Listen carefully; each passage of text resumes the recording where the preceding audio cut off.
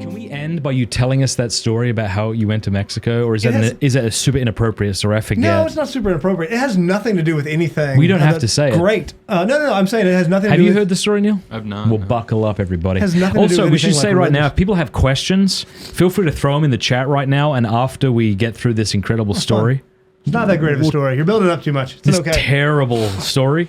Yeah. Yeah. Story sucks, guys. All right. All right, so this is... it was not in Mexico. This is in El Paso. Is that the one you're talking about? I don't know. Didn't you go to Juarez? Where'd you go? Okay, I know the story. Yeah. All right, so I was at my buddy's bachelor party. My buddy Jordan, he was a roommate of mine in college. He's a good friend, right? And it was me. It was John Power, the guy that I've talked about a couple of times, and Jordan and my buddy Kyle and Jose Luis, who was Jordan's friend, who was driving us around. He had this cool car, right? And we leave the rehearsal dinner, and there's me wearing khakis and a peach-colored polo, right? I look like I'm just like white, middle class. I'm all the things that I've been ranting against up here, right? And we're driving back to the hotel. It's like 9 o'clock, y'all. It's like 9 o'clock at night. It's early. I'm in freaking El Paso with my buddies. I got my passport in my bag. Like, I was ready to, these were like my college friends. I'm expecting we're going to throw down somewhere, right? There's going to be a party, right? And they're kind of like, I just want to go back. I just want to go back home. John Power was kind of on board with doing something fun. Kyle, great guy, a little shorter than I am, kind of fratty looking a little bit then, a lot of flat-brimmed hat kind of deal. He totally was just ready to go home or whatever. And I say, let's go to Juarez. Juarez is right there. I can see Juarez, right? It's like the most dangerous city in North America. You know, it's all these gang warfare and cartel, everything, right? And they said, no, we're not going to Juarez. Dude, we got to go to Juarez. But what about Juarez? What about Juarez? And so finally they said, all right, we'll go to the bar. We're not going to Juarez. I said, all right, Jose Luis, because he was from there. So I want to go to like the most like Mexican-y Mexican bar here. I mean, like Rose's Cantina from the song. Like, I'm picturing dirt floors and sombreros, like a rooster on a bar stool. That's what I'm after. He's like, okay, all right, I got you. So we go to this bar. We drive like 30 minutes and we go to this bar. I walk into this place, dead as a doornail. Nobody's there. Industrial piping kind of thing. There's like lasers, kind of just, but it's just depressing, sad, empty. So we get a table, and I'm really frustrated. And Jose Luis is like, just got to wait, 11 o'clock. 11 o'clock, this place is hopping by 11. It's like 9:45, 10 o'clock. We order some drinks. I don't even buy alcohol there, right? I got a flask in my boot, so I just get like some Coke and, you know. And 10:15, 10:30, 10:45 comes around, and there's nothing. It's awful. I'm ready to go home, and he's like, dude, 11, wait. And he said, if we're lucky, there's this guy who comes in here sometimes. And his name, and he said, you're not going to believe this. You're not going to believe the name. I'm like, okay, what's the name? He's like, I'll believe you. No, you're not going to believe it. I'm like, come on. He goes, his name is El Diablo. I was like, no, there's not an El Diablo. I was like, dude, I'm serious. He's an enforcer for the whatever cartel, and this is his spot. Like, he comes here all the time. We should see him like, okay, whatever, right? I'm miserable. I'm mad at him. I'm mad at Jose Luis. I feel like I've been bait and switch, whatever. Freaking 10:59 rolls over to 11.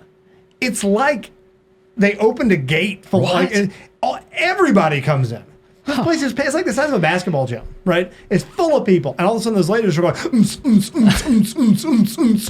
everybody. There's a live band gets up. It's wild, right? And they're singing in Spanish and whatever. It's super cool. I'm really digging it. So now we're ordering drinks. We're having a great time.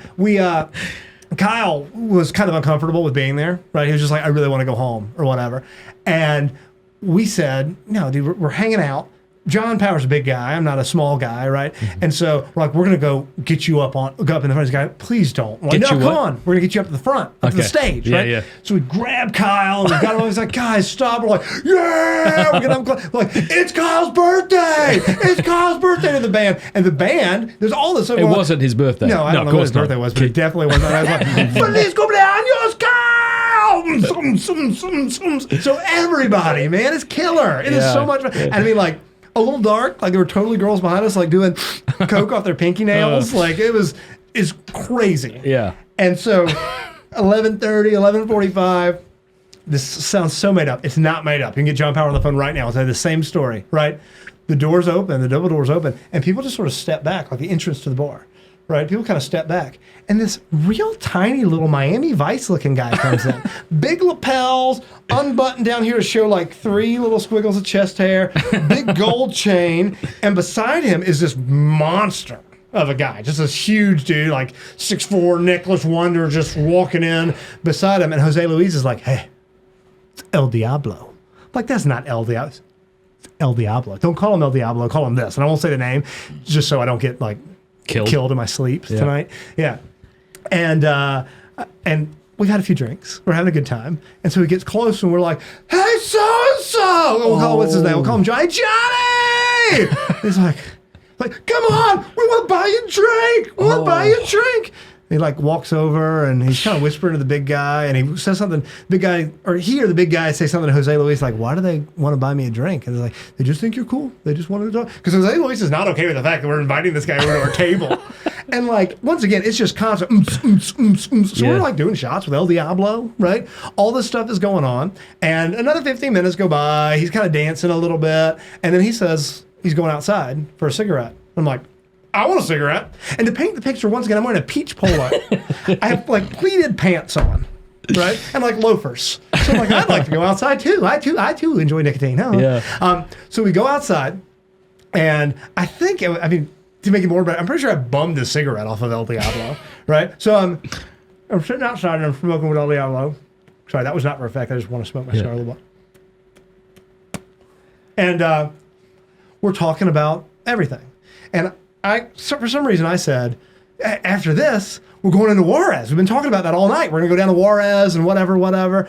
And I'm not really like super easily intimidated by people. You know, I've always kind of been a pretty confident guy. Yeah. This tiny little man reaches over and grabs my chin. No. And turns it to him, and he says, you don't want to go to Juarez tonight. And I didn't. Right then. I've never been so, in the moment. I was like, it was bone chilling. Sort of like, okay.